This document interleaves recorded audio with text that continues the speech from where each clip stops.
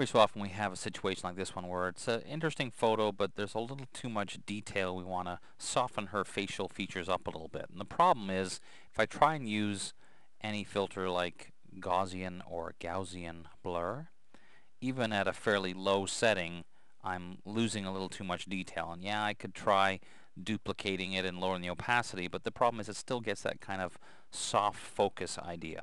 So this is where one of the new CS2 filters comes to the rescue. I'm going to duplicate the background layer, Command or Control J, and this time when I go to blur, I'm going to use surface blur.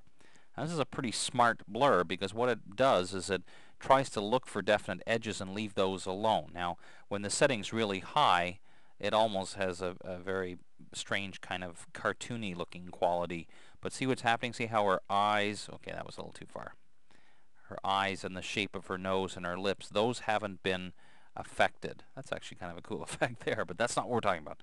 Okay, so what would be really doing in this case would be keeping these values a little lower, something like that. So now you can still very clearly see her eyes and her nose and her eyebrows and so on, but a lot of the detail on her forehead, that messy kind of stuff we had there, is gone. So we click OK, and then simply just lower the opacity a little bit.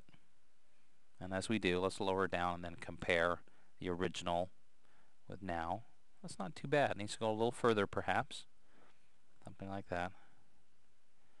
See, it does a nice job. It's still looking a little artificial, but that's okay because we can always lower the opacity. Now, of course, we could also add a layer mask if we wanted to and be more selective to say, for example, I don't want it on her hair at all. So let's take our paintbrush, make it a little bigger, and basically mask that part completely so that this effect we're getting with the blurring doesn't affect that at all.